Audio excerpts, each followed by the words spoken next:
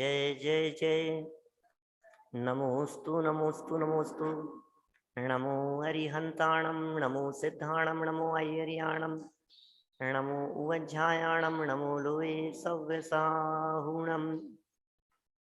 ओकारं बिन्दुसंयुक्तं नित्यं ध्यायन्ति योगिनः कामदं मोक्षदं चैव ओंकाराय नमो नमः।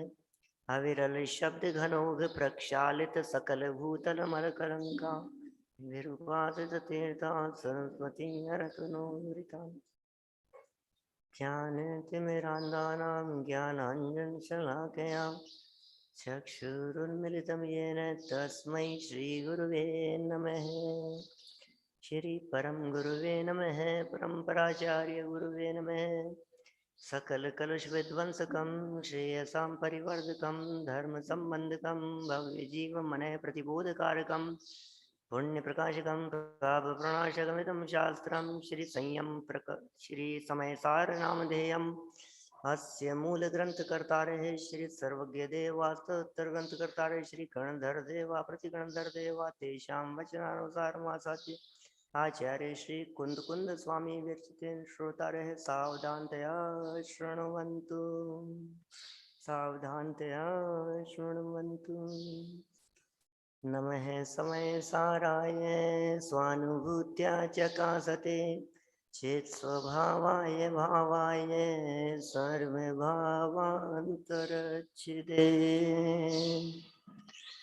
ग्रंथराज ग्रंथादिराज ग्रंथों का ग्रंथ महान ग्रंथ परम उपकारी यह भरत क्षेत्र का अद्वितीय ग्रंथ जिसे पाकर अनगिनती भव्य जीवों के भाग्य जग गए, हमें हमारे महाभाग्य से इस समय सार ग्रंथादि राज पर चर्चा करने का भाव बना है।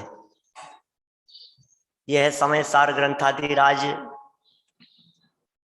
जब गुरुदेव श्री के हाथ में आया तो अशरीरी होने का शास्त्र है, यह बात उनके मुखार विंद से निकल पड़ी।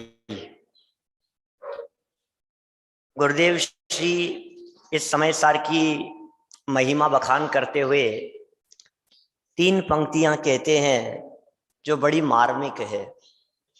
मैं पहले वो पंक्तियां पढ़ूंगा, फिर चर्चा करेंगे अपन समय सार के बारे में, क्योंकि समय सार की महिमा नहीं आए तो पढ़ने से कुछ लाभ होने वाला नहीं है। माने लाभ तो तब होगा जब उसकी महिमा आएगी। ये बातें किसी और की नहीं है, ये बातें मेरी बातें हैं। यह समय सार शास्त्र आगमों का भी आगम है। क्या लिख रहे हैं?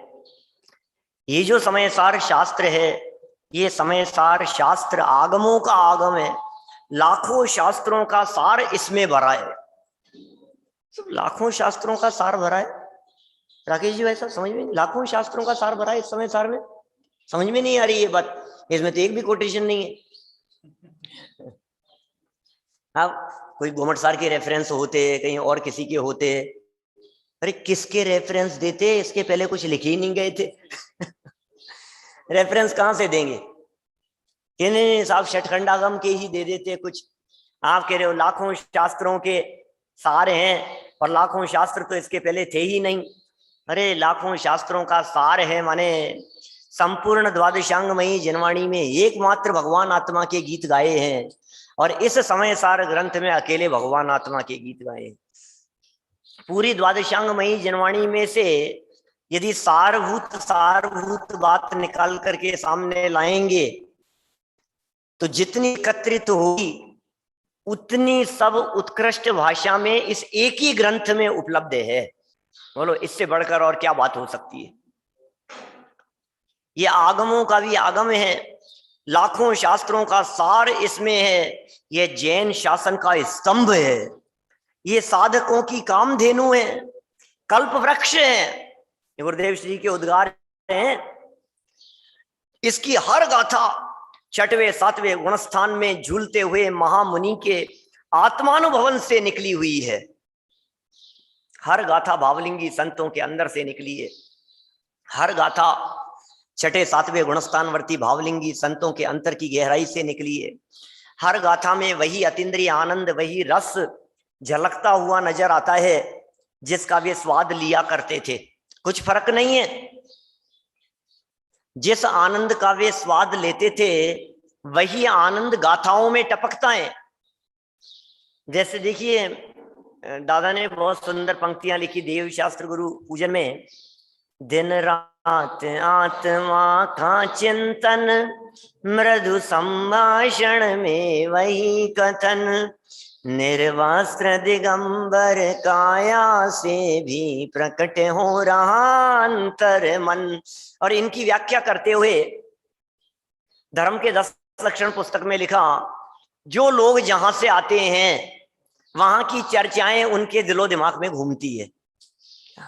बहुत प्रैक्टिकल है।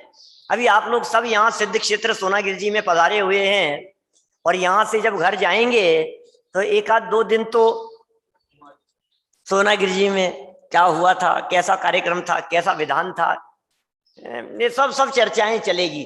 माने दिमाग में वही वही घूमता है। ये छद्मस्त जीवों का स्वरूप ही इसी प्रकार का है। तो हम क्या कहना चाहते हैं? मुनिराज कहाँ से आए हैं समयसार लिखते समय? बोले अंदर से आए थे। जब अंदर से निकल करके बाहर आए तो चर्चा किसकी करेंगे? उसी की करेंगे चर्चा।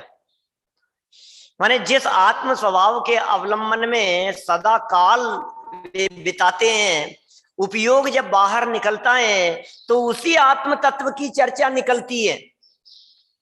मैं कभी कभी ऐसा कल्पना करता हूं, समयसार ग्रंथ पर चर्चा करते समय रस से भरा हुआ कोई बर्तन हो, राकेश जी भाई साहब, और उसमें रसगुल्ले रखे हुए हों, गुलाब जामुन रखे हुए हों, और आप उस रसगुल्ले और गुलाब जामुन को किसी और को परोसना हो और परोसने के लिए चम्मच नहीं हो, क्या तो आप क्या करेंगे?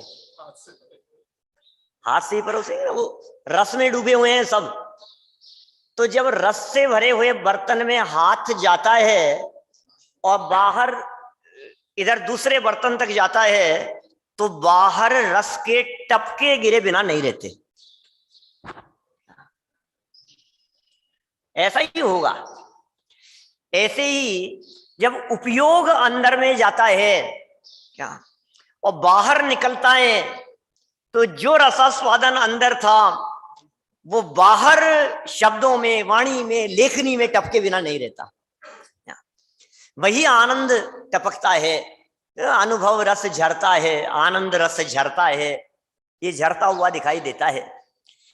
चैतन्य को स्पर्श करके आने वाली हवाएं भी ऐसी ही पवित्र होती है। समुद्र को स्पर्श करके आने वाली हवाएं जिस तरह से उन हवाओं में शीतलता होती है, ठीक उसी प्रकार इस चैतन्य की अनुभूति में आने वाली जो हवाएं हैं, उसको स्पर्श करके आने वाली स्पर्शित ये जो परिणाम हैं, ये भी इसी तरह के होते हैं। ये बात यहाँ कही जा रही है भाई साहब। छठे सातवें गुणस्थानवर्ती महामुनियों के आत्मानुभव से निकली हुई ये बातें हैं। समयसार ग्रंथ अपने आप में उत्कृष्ट, और समयसार ग्रंथादिराज के जो टीकाकार हैं, जो व्याख्याकार हैं, वे उनसे भी 2 कदम आगे। क्या अरे शिष्य गुरु से आगे न निकले वो कैसा शिष्य? क्या और इसमें ही गुरु को गौरव की अनुभूति होती है। कुंद कुंदाचार्य देव के हृदय में बैठ करके बात करते हैं अमृत चंद्राचार्य देव। कुंद कुंदाचार्य देव ने नमस्कार किया है सिद्धों को, पर्याय में जो सिद्ध हो गए हैं। यदि यहां से बात करें हम सोनागिर जी सिद्ध क्षेत्र से, तो 5.5 करोड़ सिद्धों को वंदन किया। 2.5 द्वीप से जितने जीवों ने आज तक सिद्धत्व की प्राप्ति की है, संख्या की दृष्टि से आगम में यह बतलाया गया है। 8वें नंबर का अनंत है सिद्ध राशि। सिद्ध राशि 8वें नंबर का अनंत है। अनंत के 9 प्रकार हैं, 9 भेद हैं अनंत के, उनमें 8वें नंबर की राशि है सिद्ध राशि। अभव्य राशि 4थे नंबर का अनंत है।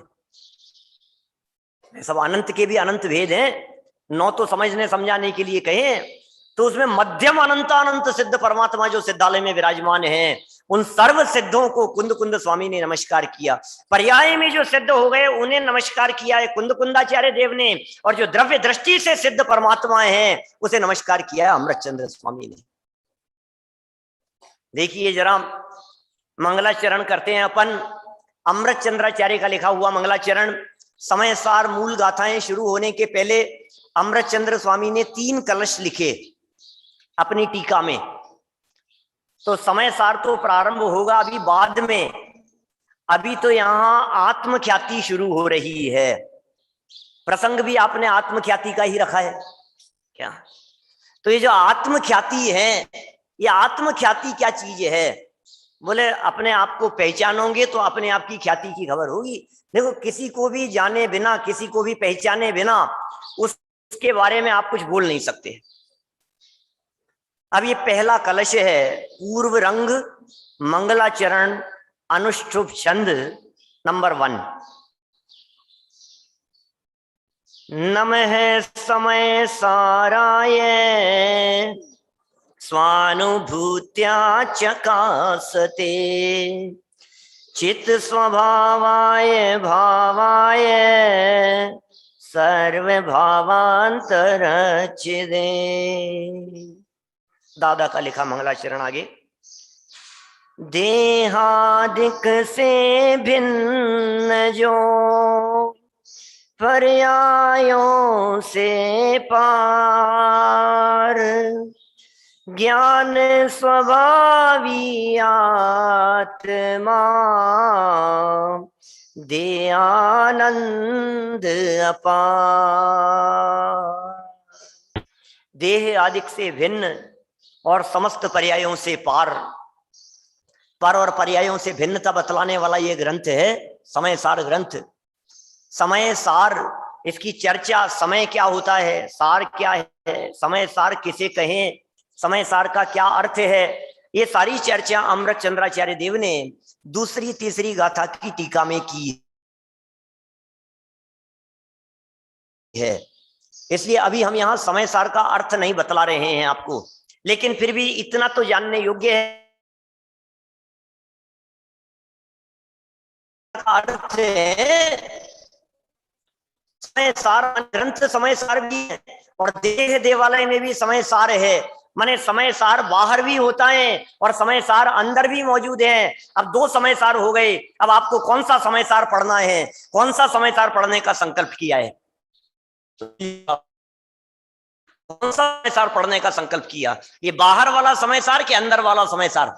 क्या बाहर वाले के माध्यम से अंदर वाला समय सार?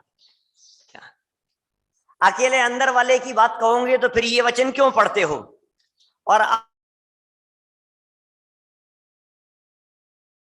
पंक्तियां याद आती है कि रत्नों को छोड़कर पत्थर बटोरने का काम कर रहे हैं।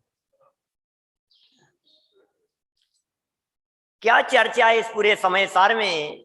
देह आदिक से भिन्न, देह के साथ में आदिक शब्द का प्रयोग किया। देह है नौकर्म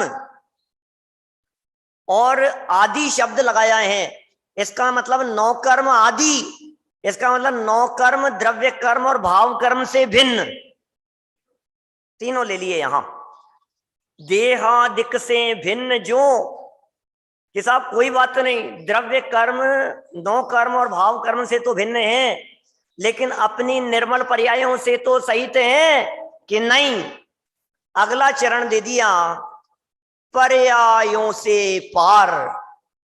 अरे पर्याय भी नहीं है, उस तत्व की चर्चा चल रही है, तो फिर सब कुछ ही निकाल दिया तो बचा क्या? प्रश्न तो खड़ा होता है ना ऐसा। आपने मेरे में से सब कुछ निकाल दिया पंडित जी, शरीर निकाल दिया, द्रव्य कर्म निकाल दिए, भाव कर्मों को मेरे से भिन्न कर दिया, अब मेरे में क्या बचा फिर? कि साहब ज्ञान दर्शन आदि, बोले उनको भी निकाल दिया, भेद क्या, ज्ञान दर्शन आदि भेदों को भी निकाल दिया, तो बोले अब क्या बचेगा? अब तो कुछ नहीं बचेगा। गुण भेद निकाल दिए, शक्तियों के भेद निकाल दिए, प्रदेश भेद निकाल दिए, बोले क्या बचा कि क्या बतलाएं आपको? अब जो बचा है वो भरा पूरा तत्व है। अभेद अखंड आत्मा बचा है अभी तो। ज्ञान स्वभावी आत्मा दे आनंद अपार। वो ज्ञान स्वभावी आत्मा ही अपार आनंद देने में समर्थ है। ये वेद दादा है जो यहाँ मंगलाचरण में ज्ञान स्वभावी आत्मा को आनंद का दातार कह रहे हैं। अपार आनंद का दातार यदि कोई है तो वो ज्ञान स्वभावी आत्मा है। अन्य जगत में कहीं भी सुख नहीं मिलता। इसकी चर्चा उन्होंने अर्घ के छंद में की। देव शास्त्र गुरु पूजन का अर्घ। बहुमूल्य जगत का वैभव यह, क्या हमको सुखी बना सकता। अरे पूर्णता पाने में इसकी क्या है आवश्यकता। मैं स्वयं पूर्ण हूँ अपने में, प्रभु है अनर्घ्य मेरी माया। बहुमूल्य द्रव्यमय अर्घ्य लिए अर्पण के हेतु चलाया। ये सब जितने द्रव्य हैं बहुमूल्य, सब त्याग करने के लिए आया हूं, क्योंकि दुनिया के बहुमूल्य द्रव्य मिलकर के भी मुझे सुखी करने में समर्थ नहीं हो सकते हैं। तो आनंद का दाता कौन है? बोले अपना जो ज्ञान स्वभावी आत्मा है वही आनंद का दाता है। अपार आनंद दे।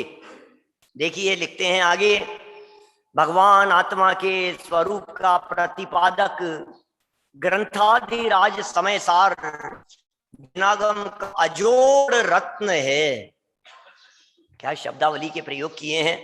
टीकाकारों की शब्दावली तो देखिए। ये गायक भाव प्रबोधिनी के टीकाकार की पंक्तियां हैं। ये लिख रहे हैं भगवान आत्मा के स्वरूप का प्रतिपादक, आत्मा के स्वरूप का प्रतिपादक, अपने चैतन्य स्वरूप का प्रतिपादक ये ग्रंथादिराज समय सार जिनागम का अजोड़ ग्रंथ है, ग्रंथ रत्न है, संपूर्ण जिनागम का सिरमौर है। सारा जिनागम इसमें भरा हुआ है। जिनागम का सर्वोत्कृष्ट ग्रंथ है। भरत क्षेत्र का यदि उत्कृष्टतम ग्रंथ यदि किसी को कहा जाए तो वो है समय सार। देखिए आगे लिख रहे हैं, आचार्य अमृतचंद्र इसे जगत का अद्वितीय अक्षय चक्षु कहते हैं और कहते हैं कि जगत में इससे महान और कुछ भी नहीं है। ओहो, ये वो कह सकते हैं भाई साहब जिन्होंने समय सार को पढ़ा हो। ये वो कह सकते हैं जिन्होंने समय सार को आत्मसात किया हो, जिन्होंने समय सार का अनुभव किया हो। उनके माध्यम से ये वचन निकलते हैं। अमृत चंद्राचार्य की ये पंक्तियां गौर फरमाने योग्य हैं। अमृत चंद्राचार्य की ये पंक्तियां यहाँ मस्तिष्क पटल पर लिख लेने योग्य है, हृदय पर अंकित कर लेने योग्य ये पंक्तियां हैं राहुल जी। ये कह रहे हैं, इदम एकम जगत चक्षुरक्षयम, इदम एकम जगत चक्षु अक्षयम। यह जगत का एकमात्र अक्षय चक्षु है। ऐसा अक्षय चक्षु है जिससे जगत दिखता है। कुछ कहना चाहते हैं अमृत चंद्राचार्य देव। आज तक आपने दुनिया देखी होगी। हमें कई लोग मिलते हैं, वो ये कहते हैं पंडित जी हमने दुनिया देखी है, हमने बहुत कुछ देखा है, पूरे दुनिया भर में घूमे हैं हम। कहते हैं कौन सी आंखों से देखा है? बोले इन्हीं आंखों से देखा है। कि चश्मे से, कि बिना चश्मे के? कि पहले बिना चश्मे के घूमते थे, फिर चश्मे से देख लिया, लेकिन देखा तो हमने पूरा है। बोले सुनो, इस चश्मे को उतारो और समय सार वाला चश्मा लगाओ। क्या चश्मा बदलना पड़ेगा भाई साहब। और ये समय सार वाला जब चश्मा लगता है तो फिर जगत कुछ अलग प्रकार से दिखाई देता है। फिर जगत वस्तु स्वरूप से दिखाई देता है। फिर चेतन अचेतन का कर्ता नहीं दिखाई देता है। फिर अचेतन चेतन का कर्ता नहीं दिखाई देता है। फिर दो द्रव्य स्वतंत्र भाषित होते हैं। फिर दोनों द्रव्यों का स्वतंत्र परिणमन भाषित होता है। जरा समय सार का चश्मा लगा करके तो देखो। ये अक्षय चक्षु के चक्षु माने देखने वाला। क्या चक्षु का मतलब क्या होता है भाई साहब? चक्षु माने क्या चीज है?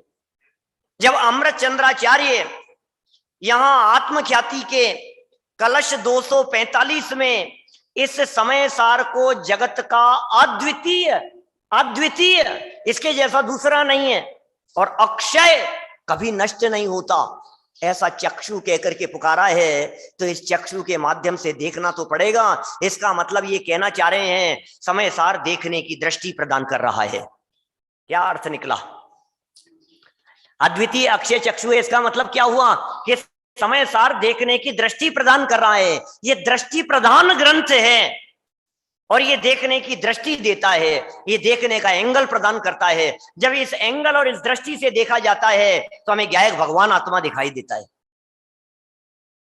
इस चक्षु से देखिए, इस आत्मा को इस चक्षु से देखिए, ज्ञान नेत्रों से देखिए। ज्ञान स्वभावी आत्मा ज्ञान नेत्रों से दिखाई देता है।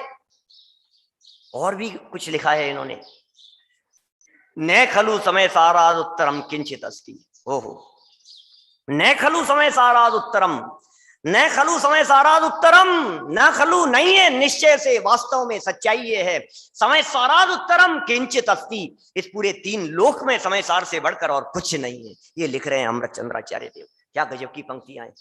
कहां से निकली होगी ये पंक्तियां, कैसे निकली होगी भाई साहब। ये शब्द कितने गजब के हैं। ये अमृतचंद्राचार्य कह रहे हैं ये जगत का सिरमौर ग्रंथ है, इससे महान जगत में कुछ नहीं है। अरे नहीं नहीं भाई साहब, ये बहुत महान व्यक्तित्व हैं, आपको मालूम है। इन्होंने बहुत महान महान काम किए हैं, आप जानते हैं। ये बहुत महान है, ये बहुत महान है। कि तुम किस किस को महान कह रहे हो। ये कह रहे हैं महान तो अपना अंदर में बैठा हुआ भगवान आत्मा है। ये साहब क्या बात कर रहे हो आप। भगवान तो वेदी पर विराजमान है। कि जो वेदी पर विराजमान हुए हैं ना, वो अंदर के भगवान का दर्शन करने से बाहर वेदी पर विराजमान हुए हैं।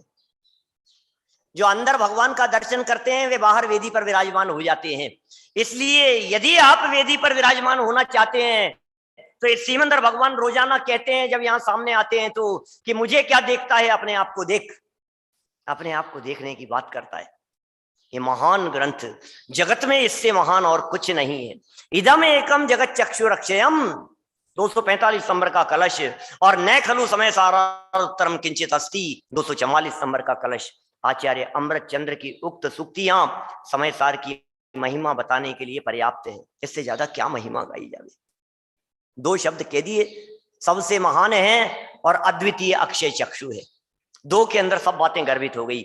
समय सार का समापन करते हुए आप सुनो जरा, कुंदकुंदाचार्य देव क्या कहते हैं। अभी शुरू नहीं की ये चर्चा, अभी समय सार पढ़ाना शुरू नहीं किया है। अभी समय सार पढ़ाने के लिए पहले कह रहे हैं कि तुम पढ़ोगे तो क्या मिलेगा।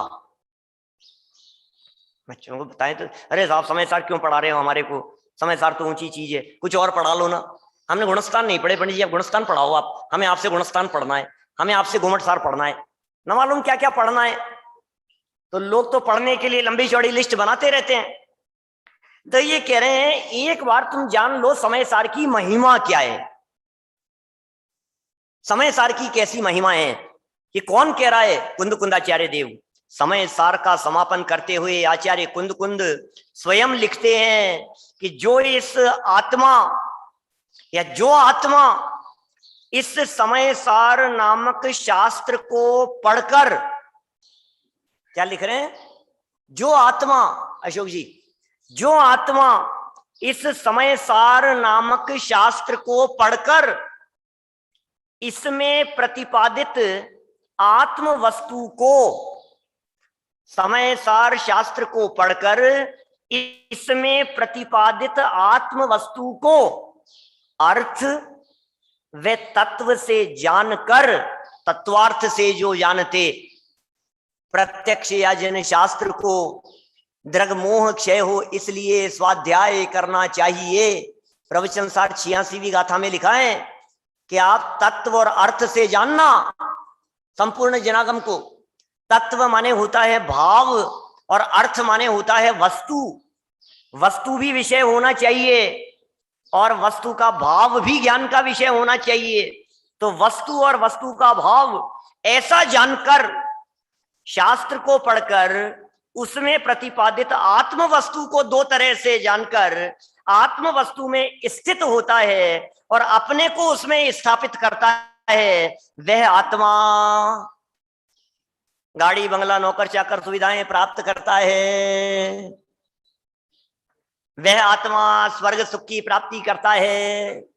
उसके घर में सुख शांति होती है, उसके परिवार में शांति होती है, उसकी तबीयत ठीक रहती है। क्या और क्या होगा बताओ, हमें तो ये बताओ, तब तो समय सार पढ़ेंगे हम। क्या अभी यदि आपको मोक्ष चाहिए, मोक्ष चाहिए, किसको चाहिए यार मोक्ष, क्या लेना देना है, पंडित जी कहते हैं तो बोल देते हैं मोक्ष चाहिए, मोक्ष चाहिए। किसी को नहीं चाहिए सच में मोक्ष, ये सच्ची बात है, किसी को मोक्ष नहीं चाहिए। यहां सब मुमुक्षु बैठे हैं, मुमुक्षु बैठे हैं, लेकिन मोक्ष किसी को नहीं चाहिए। अचल जी भाई साहब कह रहे हैं यहाँ सबको, सब मुमुक्षु हैं यहाँ तो, सब मुमुक्षु हैं। अरे मुमुक्षु नहीं है, सबकी इच्छाएं अलग अलग है। मुमुक्षु को तो एकमात्र आत्म कल्याण चाहिए होता है। मुमुक्षु को तो आत्मा के अलावा दूसरा कुछ नहीं दिखता है। मैं युगल जी बाबूजी साहब के शब्दों में कहूं तो मैं ये कह सकता हूं, हर श्वास उसी के लिए बहे, उसका नाम है मुमुक्षु। भोजन कर रहे हो तो आत्मा के लिए, एक घास यदि पेट में जा रहा है तो आत्मा के लिए जा रहा है, एक श्वास यदि अंदर जा रही है तो आत्मा के लिए जा रही है, उसका नाम मुमुक्षु है। दूसरा कुछ सुहाता नहीं है मुमुक्षु के एक आत्मा को छोड़ करके। रोटी खाएं तो उसके लिए। मुनिराज क्या करते हैं, ले तप बढ़ावन हेतु, नहीं तन पोषते तजी रसन को। आहार ले, अरे साहब क्या बात कर रहे हो आप, सम्यक दृष्टियों की बात कर रहे हो। मुनिराज भी तो आहार लेते हैं, मुनिराज भी तो आहार ग्रहण करते हैं। नहीं करते हैं।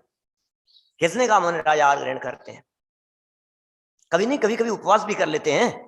ऋषभ देव स्वामी ने कितने उपवास किए? 13 महीने, 13 महीने 9 दिन, पक्का 13 महीने 9 दिन के उपवास थे। कोई 6 महीने के थे, फिर बाद में तो उठ गए थे ना, तो 6 महीने के थे। अरे आगम ये कहता है उन्होंने उपवास किए ही नहीं। आगम की बात कह रहा हूं केशव देव जी साहब, आगम की बात कह रहा हूं मैं। कभी उपवास किए ही नहीं ऋषभ देव स्वामी ने, एक भी उपवास नहीं किए। ये साहब कैसी उटपटांग बातें कर रहे हो आप। एक योगी आसन बनावे, आप बनावे आप ही खावे, खावत ना ही अगावे, एक योगी आसन बनावे। अरे वे तो दिन में भी खाते थे और रात में भी खाते थे। क्या क्या ये नहीं, अरे ये बाहर का भोजन तो ये आत्मा कर ही नहीं सकता है, लेकिन क्षण क्षण में अंतर्मुख होते थे और अतीन्द्रिय आनंद का स्वाद लेते थे।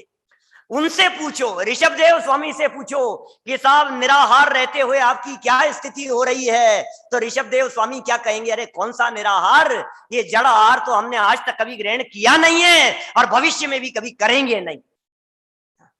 अभी सिद्धालय में बैठ करके आपने तो कह दिया साहब 6 महीने के उपवास किए। मैं कह रहा हूं सिद्धालय में बैठ करके क्या कर रहे हैं बतलाइए जरा। कोड़ा कोड़ी सागर हो गया मैं ऋषभ देव स्वामी को सिद्धालय में बैठे बैठे। तो कोड़ा कोड़ी सागर के काल में उन्होंने भोजन ग्रहण किया कि नहीं किया?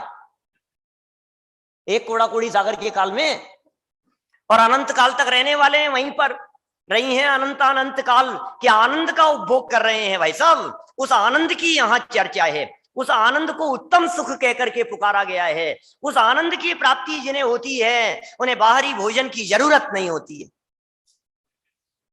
ये कैसे शब्दों के प्रयोग किए हैं, जो आत्म सुख में स्थित होता है, अपने आप को उस आत्मा में स्थापित करता है, वह आत्मा उत्तम सुख को प्राप्त करता है, अर्थात अनंत अतीन्द्रिय आनंद को प्राप्त करता है। हो अनंत अतीन्द्रिय आनंद को प्राप्त करता है। सारे जगत के जीवों की भाग दौड़ एकमात्र सुख के लिए है, सिर्फ और सिर्फ सुख के लिए। यहां आए हैं तो सुख के लिए, और जो कुछ कर रहे हैं वो सब सुख के लिए कर रहे हैं।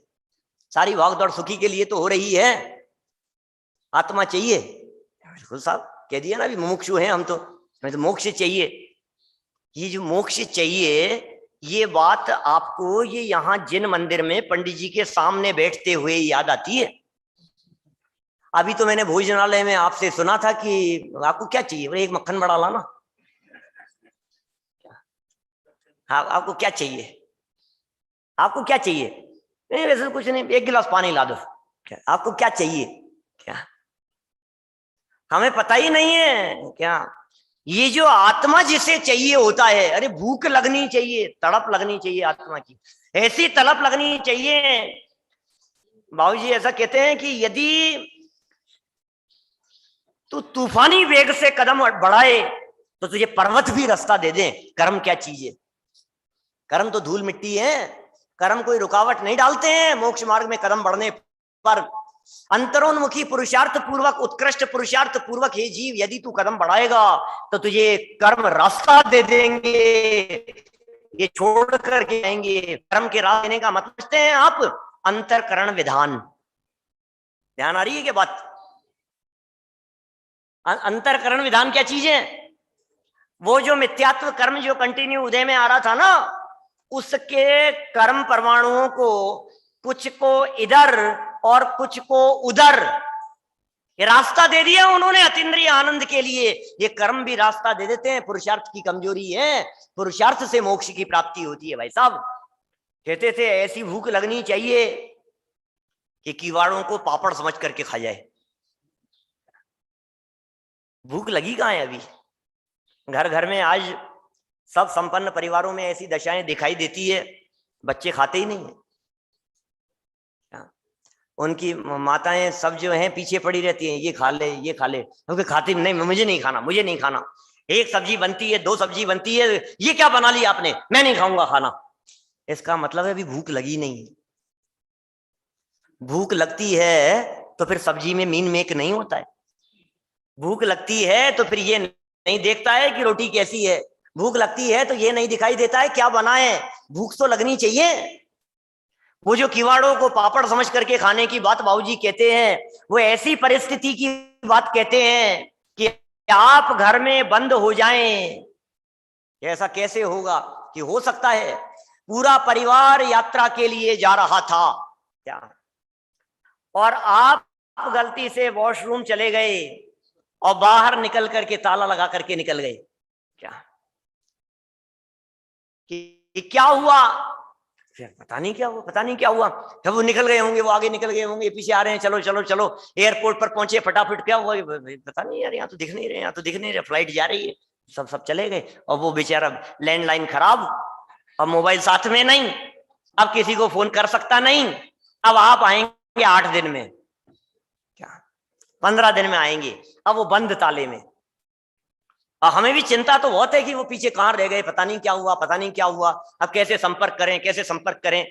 मोबाइल का जमाना नहीं हो, टेलीफोन का जमाना नहीं हो, और बंद ताले में ऐसे रह जाओ आप डिब्बे खोल खोल करके कुछ नहीं, क्योंकि 15 दिन के लिए जाना था तो माल कौन छोड़ के जाएगा, सब सड़ जाएगा।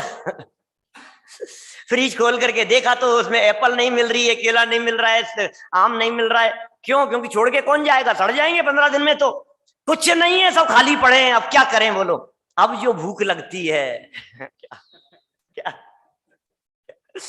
ये जो भूख लगी है ये सच्ची भूख है। अब तो जो कुछ मिल जाए, क्या जो मिल जाए समझ लो आप, उसके लिए तैयार है। ऐसी भूख लगनी चाहिए भाई साहब आत्मा को प्राप्त करने की, ऐसी भूख लगनी चाहिए अतीन्द्रिय आनंद का स्वाद लेने की, ऐसी तलब होनी चाहिए मोक्ष मार्ग प्रकट करने की। सम्यक दर्शन नहीं हो रहा है, वेद विज्ञान नहीं हो रहा है, आनंद नहीं आ रहा है, आनंद नहीं आ रहा है। तुमने आनंद के लिए प्रयत्न कब किया ये बताओ? क्या चाहिए बोलो?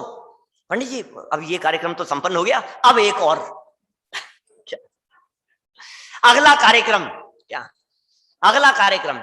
4 महीने में तो एक कार्यक्रम होना ही चाहिए। पंडित जी हमारे गांव में, पंडित जी हमारे नगर में एक कार्यक्रम, अरे ये जो कार्यक्रम करना है अपने को, कार्यक्रम करना है, और यदि ये कार्यक्रम नहीं किया तो क्रियाक्रम हो जाएगा, कार्यक्रम अधूरा रह जाएगा। क्या ये जो काम करने योग्य है हमारे लिए, ये काम नहीं किया हमने, बाकी तो सब किए। क्या क्या नहीं किया भाई साहब? परावर्तनों की चर्चाएं उठा करके देखो तो दुनिया में ऐसा कौन सा काम है जो आज तक हमने नहीं किया हो। पंचेंद्रिय विषय भोगों को भोगते हुए एक एक परमाणु का संग्रह किया है। ज्ञानचंद जी बाबूजी साहब यहीं इसी धरातल पर बैठ करके कहते थे, जो हवेली दिख रही है ना, ये क्या जो तुझे पौर और क्या हवेली है, कि सुन यही हवेली सेम टू सेम उद्गल परावर्तन के काल में तेरा विषय बनी है, क्या तेरे उपभोग का विषय बनी है। और इससे अच्छी दुनिया में आज तक कोई ऐसी हवेली नहीं है जिस हवेली का हमने उपभोग नहीं किया हो। और आईफोन 13, 14, 15 भी, कि पंडित जी आया ही नहीं, अभी तो लॉन्च ही नहीं हुआ। अरे क्या बात कर रहे हो लॉन्च होने की? ये पुद्गल परावर्तन की चर्चा कर रहे हैं। अनंत बार सब द्रव्यों को भोगा है, लेकिन चैतन्य तत्व की अनुभूति नहीं की है। ये कुंद कुंदाचार्य देव कह रहे हैं, जो आत्मा की अनुभूति करते हैं, जो आत्मा का अवलंबन लेते हैं, जो अपने उपयोग को अपने स्वभाव में स्थापित करते हैं, उनके लिए कह रहे हैं उत्तम सुख को प्राप्त करता है। कौन कराता है भाई साहब? ये समय सार ग्रंथ को पढ़कर उत्तम सुख की प्राप्ति होती है। राकेश जी भाई साहब, इसका अर्थ यह हुआ कि सच्चा धर्म होता है। उत्तम सुख माने यो धरक उत्तमे सुखे। रत्नाकरण श्रावकाचार्य धर्म की परिभाषा देते हुए क्या लिख रहे हैं? देशयामी समीचीनम धर्मम कर्म निवर्हणम संसार दुख तह सत्वान यो धरत उत्तमे सुखे। धरत उत्तमे सुखे, जो उत्तम सुख में ले जा करके धर देवे, उसका नाम धर्म है। धर्म किसका नाम है? अरे पंडित जी, आज पूजन में आनंद नहीं आया, मजा नहीं आया। तो बोले धर्म ही नहीं है, क्योंकि धर्म तो वो है जो उत्तम सुख में ले जावे। तुम्हें सुख की प्राप्ति नहीं हुई, इसका मतलब वो धर्म नहीं है। जहां सुख नहीं है वहां धर्म नहीं है, क्योंकि समंत भद्राचार्य कह रहे हैं उत्तम सुख की प्राप्ति जिससे हो उसे धर्म कहते हैं। और जब तक आत्मा का अतीन्द्रिय आनंद और उत्तम सुख की प्राप्ति नहीं हो, तब तक गलतफहमी नहीं हो जाए कि मैं बहुत धर्मात्मा हूं, मैंने बहुत धर्म किया है। अरे नहीं नहीं, बहुत किया है पंडित जी, हमने ये किया वो किया, दुनिया भर की लिस्ट सुनाता है, पूरा हिसाब है भाई साहब इसके पास में। किसी के सामने थोड़ा सा उसकी तारीफ करते समय उसका परिचय पूछने लगो तो फटाफट बतलाता है, पिछले 30 साल से रात को पानी नहीं पिया मैंने। क्या क्या इतने साल हुए बाजार का नहीं खाता। अरे सोनागिरी जी की वंदना 27वीं वंदना थी ये। शिखर जी की वंदना इतनी बार कर ली, हर साल शिखर जी की वंदना करने का नियम है मेरा। रोजाना छना हुआ पानी पीता हूं, दिन में 8 मालाएं फेरता हूं, 4 पूजाएं करता हूं, 4 घंटे स्वाध्याय का तो नियम है। ये सारे पंच परमागम मैंने इतनी इतनी बार पढ़ लिए हैं, सब हिसाब है इसके पास में, सब हिसाब है। और मैं कहता हूं ऐसा, पुण्य का तो हर कोई रखता हिसाब है। हिसाब है ना आपके पास में, दिन भर में कितना, 24 घंटे में 4 घंटा, अरे बराबर 4 घंटा तो कम से कम। गुरुदेव भी कहते थे 4-6 कलाक स्वाध्याय जो ही 4-6 कलाक, 6 घंटा पढ़ते हैं साहब हम तो। 6 घंटा हमारा इसी के अंदर बीतता है। हम कितने धर्मात्मा हैं, पूरा हिसाब है। कब से पढ़ रहे हो वैसा? अब कब से, कौन से सन से लगे हो आप इस मार्ग में? फटाफट फटाफट सब हिसाब बतला देंगे। पुण्य का तो हर कोई रखता हिसाब है, मगर पाप तो बेहिसाब है। पाप का भी कोई रखता हिसाब है? पाप तो बेहिसाब है। 4 घंटे 6 घंटे यदि आप दिन भर में ये स्वाध्याय आदि क्रियाओं में संलग्न होकर अपने आप को धर्मात्मा कहलाना चाहते हैं, तो हम ये कह रहे हैं जितना समय आपने इन क्रियाओं में बिताया उससे 4 गुना ज्यादा समय तो आप पाप में बिता रहे हैं, तो आप पापात्मा क्यों नहीं? धर्मात्मा तो बहुत दूर की बात है, तो पापात्मा। अरे पंडित जी सही कह रहे हो साहब, तो सही बात कह रहे हो। हम पापात्मा की सुन डरे मत, अमृत चंद्राचार्य की शरण में आ जा।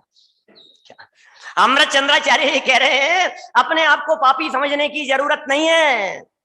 एक तरफ तो हुए कबीर दास जी, वो कबीर दास जी ये कहते हैं बुरा खोजने मैं चला, बुरा न दिखा कोई, और जब दिल खोजा आपना मुझसे बुरा न कोई। वो तो बुरा खोजने के लिए जा रहे थे कबीर दास जी। तो सारे जगत में ढूंढ लिया कौन कौन बुरे आदमी दिखाई दे रहे हैं, कौन कौन बुरे हैं, और जब अपने अंदर में देखा, दिल में झांक करके देखा, तो इससे बुरा कोई नहीं है। हम अमृत चंद्राचार्य की शरण में गए कि महाराज आप बतलाओ क्या कहना है। क्या भला खोजने मैं चला और भला न दिखा कोई, जब देखा निज आत्मा इससे भला न कोई। जब देखा निज आत्मा इससे भला न कोई। अरे भैया क्या क्या भला दिखाई दे रहा है, सारे दुनिया भर में भला ही दिखाई दे रही है। ये बहुत भले हैं, ये बहुत भले हैं। अरे पंडित जी बहुत भले हैं, तुम्हें पंडित जी भले दिखाई दे रहे हैं, आत्मा भला नहीं दिखाई दे रहा है। हमें परमात्मा भले दिखाई दे रहे हैं, हमें पंच परमेश्वर भले दिखाई दे रहे हैं, हमें देव शास्त्र गुरु भले दिखाई दे रहे हैं, हमें 4 शरण भले दिखाई दे रहे हैं, लेकिन शुद्धात्मा शरण भला है वो नहीं दिखाई दे रहा है। जब देखा निज आत्मा, अमृत चंद्राचार्य देव का वचन है, ये अमृत चंद्राचार्य देव की दृष्टि है। आत्मा में अशुद्धता नहीं है, अपने में अशुद्धता नहीं है, विकार का नामो निशान नहीं है, विकार का अस्तित्व नहीं है मेरे चैतन्य स्वभाव में, ऐसा मेरा स्वरूप है। देखो जरा उसको, जब देखेंगे अपने आप को, इससे सुंदर दुनिया में कोई नजर नहीं आएगा। हमें मालूम है, वैसे भी आप जब आईने के सामने खड़े होते हैं तो अपने आप को कामदेव से कम नहीं, अरे मैं तो क्या कामदेव से कम नहीं समझते हैं, लेकिन भाई वो मेरा रूप नहीं है। क्या कल कौन कह रहा था, आप ही कह रहे थे राकेश जी भाई साहब, वो क्या अलग अलग भेष बनाने की बात कर रहे थे आप दिन में संचालन के समय। सुबह टोपी में थे, दिन में पगड़ी में आ गए, रूप बदल गए। अरे इन बदलते हुए रूपों में नहीं बदलने वाले तत्व को नहीं देखा। ये तो ड्रेस बदल रही है ऊपर की, अंदर तो जो है वो तो वही है ना। क्या नहीं बदलने वाला, वो कभी नहीं बदलने वाला जो स्वरूप है वो मैं हूं, उसे यहां दिखा रहे हैं। और जो उस आत्म स्वभाव में स्थित होते हैं, जो अपने आप को उस आत्म स्वभाव में स्थापित करते हैं, कुंद कुंदाचार्य देव उन्हें आशीर्वाद दे रहे हैं। कुंद कुंदाचार्य देव कहते हैं वह आत्मा उत्तम सुख को प्राप्त करता है, अर्थात अनंत अतीन्द्रिय आनंद को प्राप्त करता है। ये कुंद कुंदाचार्य देव का आशीर्वाद है हम सबके लिए। उत्तम सुख को प्राप्त करता है, अनंत अतीन्द्रिय आनंद को प्राप्त करता है। इस ग्रंथादिराज का मूल प्रतिपाद्य क्या है? इसमें किसकी कहानी है भाई साहब? समय सार में किसकी कहानी है? समय सार में कहानी नहीं है, आपको पता नहीं है पंडित, इतना ही नहीं पता आपको। ये द्रव्यानुयोग का ग्रंथ है। कहानियां देखना हो तो प्रथमानुयोग में देखना। समय सार में भी कहानी है, यहाँ समय सार में भी कहानी है, हमें पता नहीं है किसकी कहानी बता रहे हैं। समय सार में अपनी कहानी बता रहे हैं भाई साहब। छेड़ाला में किसकी कहानी है? कि छेड़ाला में किसी की कहानी नहीं है। जब मैंने छेड़ाला चलाई, अभी चल भी रही है पारस टीवी पर, तो मैंने कहा तो कहानी है इसमें, तो पहली ढाल में कहानी है कि नहीं? नहीं, किसी की कहानी नहीं है। दौलत राम जी ने लिखा ना, तास भ्रमण की है बहु कथा। कथा माने क्या होता है? स्टोरी। कथा माने क्या है? स्टोरी। स्टोरी सुना रहे हैं आपको, हमें लगता ही नहीं है।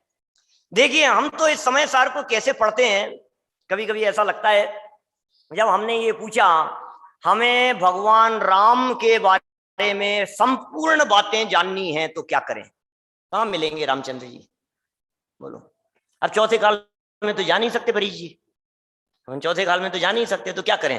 बोले रामायण पढ़ो, पद्म पुराण पढ़ो। रामचंद्र जी कहाँ मिलेंगे? पद्म पुराण में। अब पार्श्वनाथ भगवान के बारे में जानना हो तो क्या करें? बोले पार्श्वनाथ पुराण में।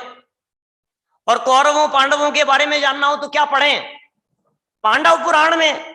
माने कौरव पांडव मिलेंगे पांडव पुराण में, पार्श्वनाथ भगवान मिलेंगे पार्श्वनाथ पुराण में, रामचंद्र जी मिलेंगे राम पुराण माने पद्म पुराण में, भरत जी कहाँ मिलेंगे? बोले भरतेश वैभव में। तो आत्मा कहाँ मिलेगा? बोले समय सार में। कि मूर्ख इस समय सार में तलाशता रहा, कहां से मिलेगा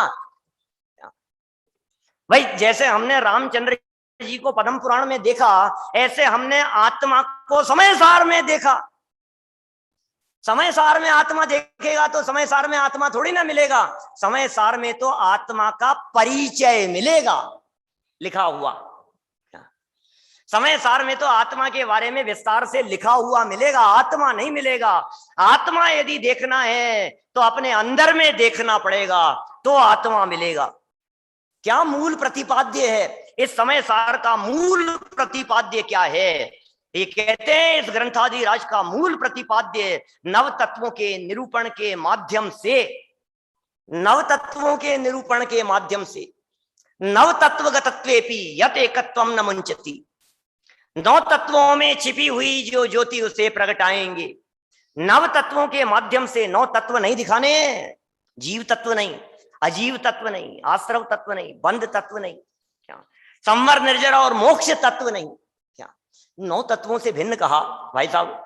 8 से भिन्न कहना चाहिए था, एक तो मैं हुई। क्या एक तो मैं हुई ना, 9 तत्वों से भिन्न क्यों कह दिया गया? कि नहीं भाई साहब, ये जो जीव तत्व हैं जिसकी चर्चा की जा रही है, मैं उस चर्चा से अतीत कोई तत्व हूं, ये 9 तत्वों से भिन्न। और ऐसा भी कह सकते हैं कि 9 तत्वों में व्याप्त जो चैतन्य ज्योति है उस स्वरूप में हूं, हर तत्व में मैं हूं। अच्छा मैं आपसे पूछता हूं, कभी 9 तत्व हैं, नाम क्या क्या है राहुल जी? जीव, अजीव, आश्रव, बंध, संवर, निर्जरा, मोक्ष, बीच में पुण्य पाप, आश्रव के विशेष, ये है ना। तो मैं कौन हूं इनमें से? जीव तत्व हूं ना मैं, ऐसा मैं बाकी 8 नहीं हूं ना मैं? पक्का? पक्का नहीं हूं ना? अरे गजब का भेद विज्ञान है। जब 9 तत्वों से भिन्न देखते हैं तो विकारी पर्यायों से भेद विज्ञान हो जाता है। अच्छा बतलाइए, मैं आश्रव तत्व हूं या नहीं हूं? यानी आश्रव तत्व तो अलग तत्व है, जीव अजीव आश्रव, ठीक है ना? पुण्य पाप बीच में लगा दिए, तो जीव अजीव आश्रव पुण्य पाप। मैं कौन हूं कि 1 नंबर वाला, और आश्रव कौन से नंबर वाला है कि 3 नंबर वाला, कि पुण्य पाप 4 और 5 नंबर वाले, कि इनमें मैं कौन हूं कि मैं 1 नंबर वाला हूं? इसका मतलब मैं इस 3 से भिन्न हूं ना, मैं 4 और 5 से भिन्न हूं ना। तो फिर निर्मल पर्याय तो मेरे में है। तो कह रहे हैं सुनो, उनका नंबर तो और आगे का है, मैं 1 नंबर वाला हूं, मैं वो निर्मल पर्याय वाला कैसे हो सकता हूं? ये कह रहे हैं यहां मूल प्रतिपाद्य की चर्चा चल रही है। यहां संवर पर्याय दिखाना ये संवर अधिकार का मूल प्रतिपाद्य नहीं है। आत्मा कितनी निर्जरा हो रही है, कितनी गुण श्रेणी निर्जरा किस किस के हो रही है, ये बतलाना ये निर्जरा अधिकार का प्रतिपाद्य नहीं है।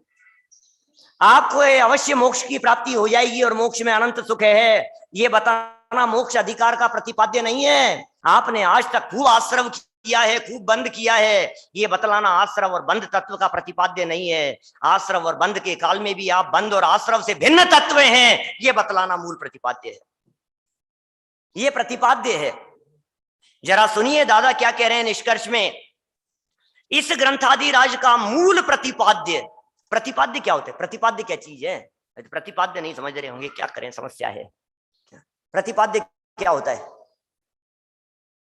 प्रतिपाद्य माने भाई साहब, प्रतिपाद्य क्या होता है? मैं 2-4 मिनट से बोले जा रहा हूं प्रतिपाद्य प्रतिपाद्य, सुन नहीं रहे, कोई पूछ भी नहीं रहा है, तो फिर लाइव सामने आकर के बैठने का क्या मतलब हुआ? धर्मेंद्र जी कोलारस वाले बोलो, ये जो चल रही है ये यहाँ, ये प्रतिपाद्य माने क्या होता है? एक होता है प्रतिपाद्य और एक होता है प्रतिपादक। प्रतिपादक, प्रतिपादन करने वाले को कहते हैं प्रतिपादक। ये समय सार प्रतिपादक है, और ये समय सार जिसका प्रतिपादक है, जिसका प्रतिपादन कर रहा है, वो प्रतिपाद्य है। समय सार की कहने योग्य विषय वस्तु क्या है? समय सार किसको बताता है? समय सार किसको दिखाता है? समय सार किसे दिखाने के लिए लिखा गया है? इसे जगत का अद्वितीय अक्षय चक्षु कहा गया है, तो क्या दिखा रहे हैं? कि वस्तु स्वरूप को दिखा रहे हैं, और वस्तु स्वरूप को दिखा करके ये कह दिया कि देख लो जरा इधर, इधर देखो, इधर देखो, इधर देखो, कि इनमें तुम्हारा कुछ नहीं है, तो फिर क्या करें कि जहां अपना स्वरूप है वहां देखो। ये दिखाने के लिए समय सार लिखा गया है। मूल प्रतिपाद्य किताब इस समय सार में तो आश्रव अधिकार, बंध अधिकार, संवर अधिकार, निर्जरा अधिकार सब तत्व बतलाए गए हैं। आप कह रहे हो आत्मा प्रतिपाद्य है, कि सबको दिखा करके ये दिखाया है कि देख लो ये भी तुम्हारा नहीं है, देख लो ये भी तुम्हारा नहीं है, ये देख लो ये भी तुम्हारा नहीं है, तो फिर क्या है कि इन सब के बिना जो बच गया है वो मूल प्रतिपाद्य है मेरा। इस ग्रंथादिराज का, ग्रंथादिराज का मूल प्रतिपाद्य नव तत्वों के निरूपण के माध्यम से नव तत्वों में छिपी हुई परम शुद्ध निश्चय नहीं की विषयभूत वह आत्म ज्योति है। ओहो, परम शुद्ध निश्चय नहीं की विषयभूत आत्म ज्योति, परम शुद्ध निश्चय नहीं की विषयभूत। अब नए समझना पड़ेगा आपको, समय सार ग्रंथ को पढ़ने के लिए नए समझना पड़ेगा। बिना नयों को समझे हुए ये ग्रंथादिराज समय सार समझ में नहीं आएगा। पूरा समय सार नयों की भाषा में लिखा गया है, और आपको जान के आश्चर्य होगा, माइल धवल आचार्य देव द्रव्य स्वभाव प्रकाशक नए चक्र की रचना करते हुए लिखते हैं कि मैं समय सार आदि ग्रंथों का आधार लेकर अब नए चक्र ग्रंथ की रचना करता हूं। श्रुत भवन दीपक में लिखते हैं देवसेनाचार्य देव, आला पद्धति की रचना इस तरह से की, मूल गाथाओं से। देवसेनाचार्य मूल गाथाओं से, समय सार की गाथाओं का रेफरेंस देकर के नए समझाते हैं। और कुंद कुंदाचार्य देव आगे चल करके कहेंगे 26वीं गाथा में कि तू नए विभाग नहीं जानता, इसलिए इस प्रकार की बातें करता है। तो क्या है नए विभाग? तो फिर 27वीं में बतलाएंगे। व्यवहार से देह चेतन एक है, निश्चय से ये एक कदापि नहीं हो सकते हैं। तो व्यवहार ने मिला देता होगा, निश्चय ने अलग अलग कर लेता होगा कि नहीं भाई ये तो देखने की दृष्टियां हैं, यहाँ तो दृष्टि की चर्चा चल रही है। अरे आंखें दे रहा है समय सार हमारे को कि क्या बात कर रहे हो साहब, हमारी तो आंखें बराबर है 6x6। क्या हमारा तो विजन बिल्कुल क्लियर है, बिल्कुल स्पष्ट जानते हैं हमारे को, हमें आंखों की क्या जरूरत है भाई। आंखें नहीं है, देखने की दृष्टि नहीं है। देखने की दृष्टि क्या होती है? पर्याय को पर्याय देखो, अशुद्धता को अशुद्धता देखो, विकार को विकार देखो और अपने आप को विकार से भिन्न देखो। प्रशंसा को प्रशंसा देखो, यशस कीर्ति देखो और अपने से भिन्न देखो उसे। अपयश को अपयश देखो, अपयश कीर्ति कर्म का उदय देखो। निंदा और आलोचना को वर्तमान क्षणवर्ती पर्याय मात्र देखो और अपने आप को उन पर्यायों से भिन्न देखो। ये देखने का कमाल है, ये देखने की दृष्टि है। आंखें खुली हो या हो बंद, फिर भी जिसे देखना चाहे वो देख सकता है। ये दृष्टि का चमत्कार है, सारा खेल दृष्टि का है। सामने वस्तु है या नहीं है इससे फर्क नहीं पड़ता है, दृष्टि कहाँ है इससे फर्क पड़ता है, निगाह कहाँ है इससे फर्क पड़ता है। भाई साहब आप कहाँ बैठे हैं इट डजंट मैटर, कोई फर्क नहीं पड़ता है। आप दुकान पे बैठे हैं कि भोजनालय के अंदर बैठे हुए हैं, आप किसी काम में अटक गए हैं, चाहे आप हॉस्पिटल में हैं, क्या फर्क पड़ता है उससे। आप बाहर में कहाँ बैठे हैं इससे फर्क नहीं पड़ता है, आपके अंदर में क्या बैठा है उससे फर्क पड़ता है। बाहर में हम जिन मंदिर में बैठे हैं और अंदर में हमारी दुकान बैठी है, तो तुम दुकान पर बैठे हो, मैं कहां, जहां मेरा उपयोग, मैं वहां। कहां है वो अकबर बीरबल का प्रसंग, नोक झोंक चलती रहती थी और अकबर ये कहते हैं बीरबल से मजाक करते हुए कि बीरबल क्या, मैंने तो रात को सपना देखा, बताऊं, सुनना चाहते हो कि महाराज सुनाओ, अब आप महाराज हो, सुना दो सुना दो। ये तो सुनो, बुरा मत मानना भाई, सपने की बात थी कि क्या हुआ महाराज बताओ तो सही। कि रात को मैंने सपने में देखा कि अपन लोग चल रहे थे टहलने, तो रोजाना जाते ही हैं, रास्ते में गटर खुला हुआ था, क्या 2 गड्ढे थे, क्या गटर खुला हुआ था और दोनों अपन चल रहे थे। और चलते चलते क्या हुआ, बोले मैं भी गिर गया और तुम भी गिर गए, लेकिन क्षमा करना तुम गटर के गड्ढे में गिर गए और मैं अमृत के गड्ढे में गिर गया। और फिर हंसने लगे, कौन, अकबर बादशाह, क्या हंसने लगे और हंसते हुए कहने लगे कोई बात नहीं कोई बात नहीं यार, सपना ही तो था, तूने कहा इसलिए बता दिया मैंने, कोई बात नहीं, बुरा मत मानना। कि महाराज बस इतना ही आया कि आगे भी कुछ आया था?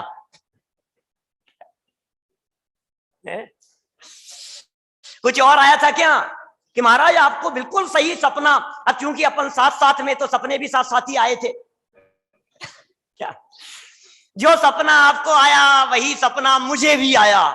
अब ये तो महाराज तो खुश हो गए, लेकिन सोच रहे थे यार ये क्या बात है। ये तो एडमिट कर रहा है बात से, ये कह रहा है कि जो जैसा मैंने देखा है वो सब सच है। कि हाँ महाराज बिल्कुल सच है, ऐसा ही हुआ था और मैंने भी ऐसा ही देखा था, लेकिन फिर क्या हुआ? बोले मेरी तो आंख खुल गई थी। कि बोले नहीं महाराज मेरा तो सपना थोड़ा और चला था। ये क्या हुआ फिर निकलने के बाद में? अब क्या कहें, कहते हुए अच्छा नहीं लगता है। निकलने के बाद जब मैंने आपको देखा, क्या अमृत में डूबे हुए, तो मैंने आपको निकाला, आपने मुझे निकाला, और फिर क्या था? क्या कहें भाई साहब, मैं आपको चाट रहा था और आप मुझे चाट रहे थे। क्या ये क्या हुआ? कौन किस कुंड में बैठा है और कौन किस कुंड में पड़ गया है इससे कोई फर्क नहीं पड़ता है, लेकिन दृष्टि कहां है, स्वाद किसका ले रहे हैं, ये महत्वपूर्ण बात है। अरे स्वर्गों में रह करके भी मिथ्या दृष्टि जीव अज्ञानता के कारण, मिथ्यात्व के कारण, देह में आसक्ति बुद्धि के कारण अनंत दुख का स्वाद लेता है, और नरक के वातावरण में रहता हुआ भी सम्यक दृष्टि जीव अतीन्द्रिय आनंद का स्वाद लेता है। क्या फर्क पड़ता है बाहर में वातावरण नरक का है या बाहर में वातावरण स्वर्ग का है? बाहर में वातावरण कैसा है इससे कोई फर्क नहीं पड़ता है। दृष्टि कहां है आपकी, सवाल दृष्टि का है। निगाह में क्या है आपके, सवाल तो उसका है। यहाँ तो निगाह की चर्चा चल रही है। यहाँ कुंद कुंदाचार्य देव हमारे को दृष्टि प्रदान कर रहे हैं। अमृत चंद्राचार्य को वो दृष्टि मिल गई समय सार से, इसलिए वे कहते हैं ये तो कोई अद्वितीय अक्षय चक्षु है, इस जगत का अक्षय चक्षु है, अद्वितीय चक्षु है, इससे महान और कुछ नहीं है, समय सार से महान कुछ नहीं है। और जिन्हें ऐसी महिमा अपनी ख्याल में आती है, देखो भाई जिन्हें महिमा नहीं आती है वे भिखारी बन करके भले ही जगत में फिरते रहें, दर दर की ठोकरें खाते रहें, भीख मांगते रहें। जिन्हें अपनी महिमा नहीं आई और जिन्हें अपनी प्रभुता की महिमा आ गई, सेठ वैभव संपन्न व्यक्ति वो तो अपने महल में जाकर के निवास करता है। ऐसे ही जिसे अपनी महिमा नहीं आई वो नरक में, निगोद में, एकेंद्रीय पर्याय में, विकलत्र पर्यायों में दर दर की ठोकरें खा रहे हैं। और जिन्हें अपने गायक स्वभाव की महिमा आ गई, बोले अब क्या होगा, अब इन्हें सिद्धालय में ले जाकर के विराजमान करेंगे। प्रभु तेरी अस्थि मेरी बस्ती। अब वो दिन नजदीक है प्रभु, यह अर्घ समर्पण करके प्रभु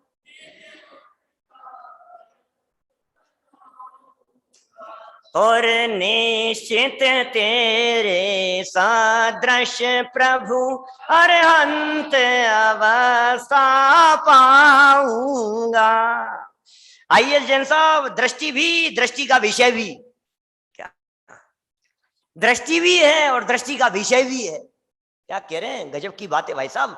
कुंद कुंदाचार्य देव ने दृष्टि भी दी है और दृष्टि का विषय भी बतलाया है। और कुंद कुंदाचार्य देव की इस कृति का अनुसरण करके वर्तमान में गुरुदेव श्री तक, दादा तक जितनी रचनाएं समय सार के मर्म को लेकर के लिखी गई, यह सब हमारे लिए पढ़ने, सुनने और गहराई में जाने के लिए आधार है। और हम इन सब का आधार लेकर, इन सब के आश्रय से ये कह रहे हैं परम शुद्ध निश्चय की विषयभूत आत्म ज्योति प्रकट होगी, जिसके आश्रय से निश्चय, सम्यक दर्शन, ज्ञान और चारित्र की प्राप्ति होती है। इससे सम्यक दर्शन, ज्ञान, चारित्र की प्राप्ति होती है। हम सब सम्यक दर्शन, सम्यक ज्ञान और सम्यक चारित्र की प्राप्ति करते हुए आत्म कल्याण करें, निर्वाण की प्राप्ति करें। अल्प काल में सम श्रेणी में विराजमान सिद्धों को आज जाने से पहले पहले चैलेंज करके जाएं कि कोई बात नहीं, आप पहले चले गए, मैं भी पीछे आ रहा हूं, हिम्मत हारने वाला नहीं हूं, आपके बगल में आकर के विराजमान होऊंगा। आज नहीं तो कल हे चंद्रप्रभ भगवान, हे 5.5 करोड़ मुनिराजों, आपके बगल में आकर के बैठने वाले हैं। सीट रिजर्व है मेरी वहां पर, थोड़ी देर सवेर सही, कोई बात नहीं, थोड़े से आगे पीछे सही। वंदना करने के लिए जब शिखर पर चढ़ रहे थे तो कोई आगे था, कोई पीछे था। पीछे रह जाने वाले को किसी तरह का गम नहीं होता, क्योंकि वो जानता है वंदना तो मुझे भी पूरी करनी है। चैतन्य की वंदना करके चैतन्य में समाकर हे चंद्रप्रभ भगवान, हम आपके बगल में आकर के विराजमान होवे एक दिन। इसी मंगल भावना से बात को यहीं विराम देते हैं।